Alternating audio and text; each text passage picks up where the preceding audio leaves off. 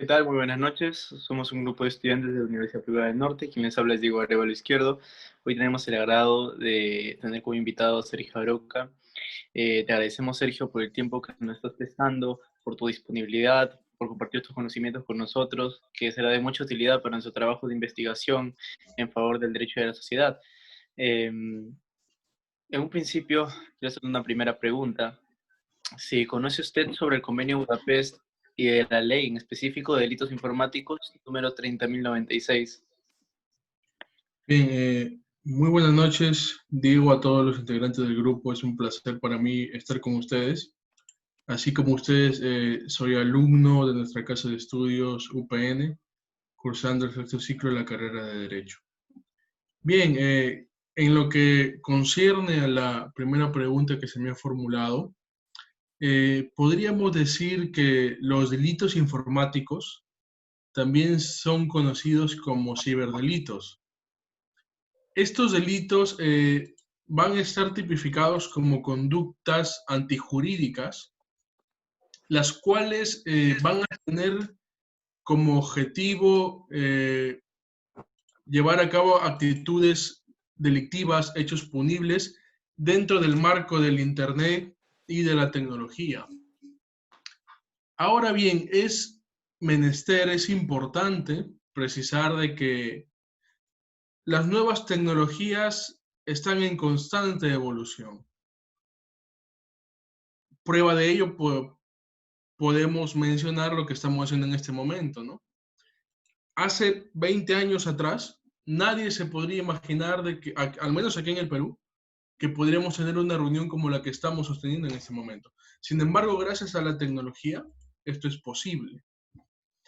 Ahora bien, esto posee una contundente influencia en la sociedad, en el aspecto social, económico, científico, industrial y jurídico, sobre todo.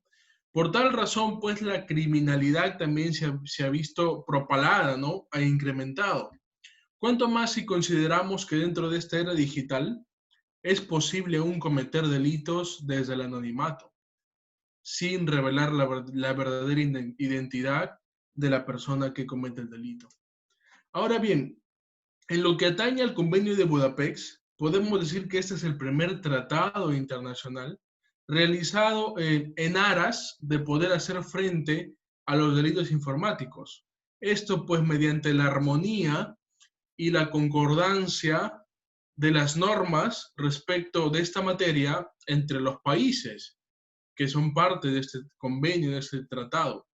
También pues versa sobre el perfeccionamiento de las técnicas de investigación y el aumento de asistencia y colaboración entre los países firmantes del tratado.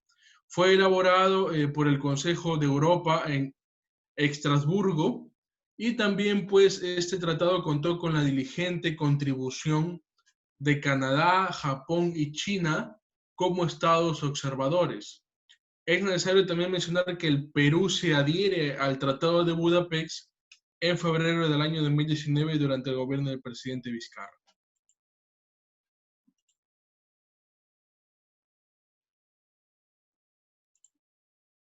Claro, interesante posición.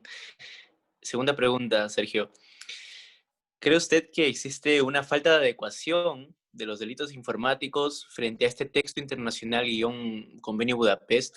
O sea, ¿cree usted que no haya una cierta similitud o de acuerdo a la realidad social, política, jurídica frente a este texto? Y si la respuesta fuera sí, ¿por qué lo cree? En realidad sí, es necesario que nuestra legislación penal pueda tener en cuenta este aspecto, porque el Convenio de Budapest o el Tratado Internacional de Budapest es un tratado muy general. Entonces, recordemos que también, aunque nos cueste aceptarlo, hay mucha diferencia entre los países de Europa o de Asia, países emergentes, países desarrollados, con nuestra realidad. no solamente refiriéndonos a Perú, sino a Latinoamérica, ¿no? Entonces, por lo tanto, las situaciones van a ser muy distintas. La sociedad de por sí es muy distinta, difiere en demasía. Por lo tanto, la forma de delinquir también en cierta parte va a ser distinta. Por eso, habíamos dicho anteriormente que los países firmantes del tratado habían acordado un concierto, una armonización de las normas, de sus normas vigentes con el Tratado de Budapest. Pero cada realidad es distinta. Tendríamos que realizar un profundo análisis, ¿verdad? Y también adentrarnos ya al estudio, un estudio social, no solamente un estudio jurídico, sino un estudio social, para poder de esa forma seleccionar las normas que son aplicables en nuestra realidad nacional y adecuarse a ellas. Porque, como repito, cada realidad es totalmente diferente.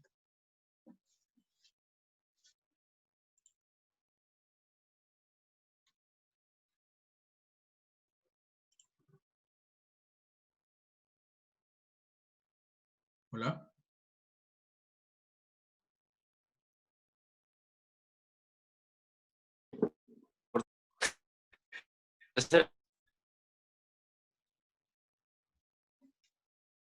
Informáticos frente a los usuarios Perdón, no escucho bien. pasivos de este tipo.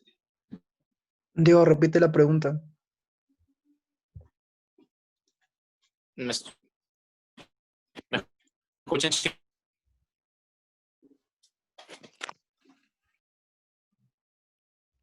Hola, ¿me escuchan? Ahora sí. Vale, listo, disculpen, tengo un poco de problemas de conexión. Eh, bueno, tercera pregunta.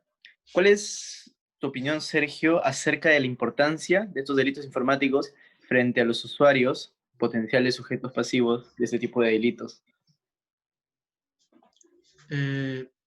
Correcto.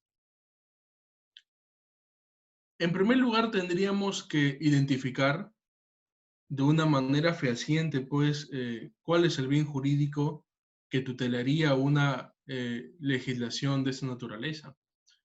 Porque pueden ser muchos. Por ejemplo, si yo cometo un delito informático de suplantación de identidad para hacer quedar mal, mancillar el honor de la persona a la cual suplanto, hablaríamos del bien jurídico es el honor de la persona. Podría estar dentro de los lineamientos de un delito contra el honor, ¿no? Si, por ejemplo, alguien suplanta la identidad o una identidad falsa para poder de esa manera realizar actos contra el pudor, ya hablaríamos de un bien jurídico distinto, como la libertad sexual o la indemnidad sexual. Entonces, es necesario, considero, de que la legislación penal que tenemos en nuestro país pueda verse ampliada en los horizontes respecto a las sanciones penales y de esa manera también realizar o traer a cabo una conciencia social para que estos delitos no se cometan. Y también, por supuesto, de todas maneras, esto traería una seguridad jurídica para los sujetos pasivos respecto de quién sea el agente, porque en realidad en estos delitos informáticos el agente no es un sujeto específico, puede ser cualquier persona. Es más, hoy todos tenemos acceso a una computadora, todos tenemos acceso a un teléfono móvil, creo que todos tenemos acceso a las redes sociales. Entonces, el sujeto activo, el agente del delito, puede ser cualquier persona, ¿no? Ya como lo había mencionado antes, el sujeto pasivo, en cuanto al sujeto pasivo, tendríamos que identificar cuál es el bien jurídico que se ha visto vulnerado por esta conducta punible. Claro que sí, Sergio. Tienes mucha razón en ese aspecto. Una cuarta pregunta. ¿Qué derechos guión, bienes jurídicos, hablando en el ámbito penal. Eh, Sé que puede resultar un poco redundante, pues ha usted formulado una respuesta pues muy completa, pero pedimos pueda repetirla acerca de qué derechos, bienes jurídicos conoce que se vulneren en estos delitos informáticos. Bien, por poner un ejemplo, podríamos hablar del fraude informático, ¿no? Aquí, si no me equivoco, se refiere a la obtención de información de una manera fraudulenta, datos de identidad personales, tarjetas de crédito, datos de tarjetas de crédito, de débito, con el objeto, pues, de realizar transacciones electrónicas a favor del agente o del tercero. En este tipo de delito, visto desde esta perspectiva, hablaríamos, pues, de que el bien jurídico vulnerado es el patrimonio, porque estaríamos hablando acá de una especie de hurto, ¿no? Ahora, por ejemplo, el delito de acceso ilícito, acceder sin la previa autorización al conjunto o a la parte de un sistema de información, mantenerse en el sistema o en parte de este en contra de la voluntad de quien tenga el legítimo derecho de excluirlo, o por ejemplo en el delito de interceptación de datos informáticos, ahí pues vemos que esta información a la cual se accede muchas veces puede ser información confidencial. Es más, incluso un delito de esa naturaleza podría tener como sujeto pasivo al Estado, podría ser en agravio del Estado. Como habíamos mencionado también, tenemos la suplantación de identidad que podría afectar múltiples bienes jurídicos, podría vulnerar muchos bienes jurídicos que la legislación penal podría buscar tutelar. Libertad sexual, actos contra el honor. Es más, por la suplantación de identidad también se podrían cometer delitos como hurto, un delito contra el patrimonio, ¿no?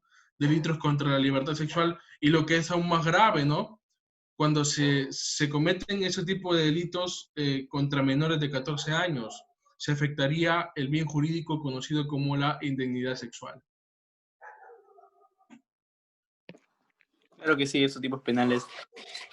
Parece interesante una acotación que hiciste en la pregunta pasada, que también recalco con esta respuesta, pues que debería, creo, insertarse una capacidad de delitos especiales, o sea, que el sujeto activo pueda hacer calidad, por ejemplo, de funcionario público y agudizar un poco las penas. Claro que obviamente de una forma equitativa, ¿no? Porque no podemos tampoco colocar penas que vayan más allá de la pena que se le impone a un homicida, por ejemplo, que no sería equitativo, podría decirse. Ok, Lógicamente, las penas deberían ser proporcionales. claro, proporcionales a la acción. Una última pregunta, Sergio. ¿Cree usted que dentro de la ley de delitos informáticos existen inconsistencias o ambigüedades que afecten a estos bienes jurídicos de los usuarios informáticos? Bien, si no me equivoco, en el Código Penal estos delitos fueron derogados. Ahora existe una ley especial que lo regula.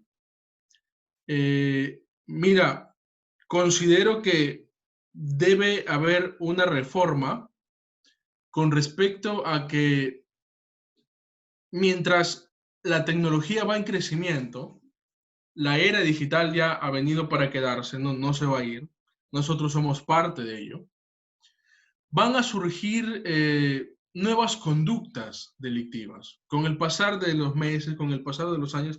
Entonces, el legislador debería estar prestando una especial atención a esto. ¿Por qué? Porque no debemos esperar a que suceda algo de una conducta delictiva vista así por la sociedad para recién regularla típicamente, ¿no? Entonces, una de las inconsistencias, por ejemplo, es lo que tú mencionabas. Si el agente es un servidor público y lo hace desde el espacio de la administración pública, Incluso la pena podría ser un mayor, porque se sirve de los recursos del Estado para realizar un hecho punible. Es más, incluso podríamos hablar aquí de la incorporación de personas jurídicas. Las personas jurídicas también podrían incorporarse perfectamente, considero yo, a este tipo de delitos. ¿Por qué? Porque podrían suplantar identidades, podrían acceder a información confidencial, quizá de otras empresas, o lo que es peor, no imagínense, una empresa agroexportadora cometer un delito para ingresar información confidencial por el Ministerio de la Producción, se me ocurre, ¿no? Entonces, esas conductas, esos hechos punibles deberían tener una pena aún mayor. Y bueno, en realidad nuestro país y nuestra realidad es aún nueva, podríamos decirlo, en esto. Por lo tanto, aún hay mucho por ver, aún hay mucho por regular. Sin embargo, considero que ya vamos por un buen camino, ¿no? Un gran avance es de que el Perú se haya adherido al Tratado de Budapest. Y bueno, los detalles, las inconsistencias, considero y tengo la esperanza de que se irán arreglando, se irán conveniendo la realidad de aquí en los tiempos venideros, ¿no? Claro que sí, la doctrina, la posible jurisprudencia, la legislación,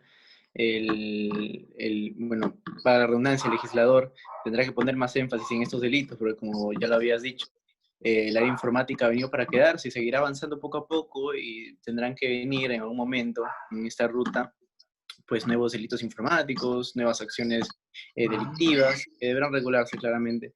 Pero ahora es bueno centrarse y hacer este tipo de investigaciones en las cuales agradezcamos que seas parte para que, para que se puedan mejorar estos tipos penales, estas penas, este tipo de acciones tipificadas. Sergio, te agradecemos muchísimo tu tiempo. Me ha gustado mucho esta entrevista.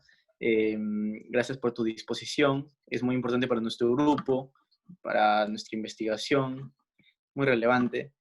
Y esperamos tenerte pronto también para otro trabajo de investigación, que me gustó mucho esta entrevista. Te agradecemos demasiado, créeme. Muy bien, chicos, cuando guste estoy dispuesto a poder apoyarlos en lo que necesiten. Ok, Sergio. Muchísimas gracias. Cuídate mucho. Buenas noches. Gracias a ustedes. Hasta luego.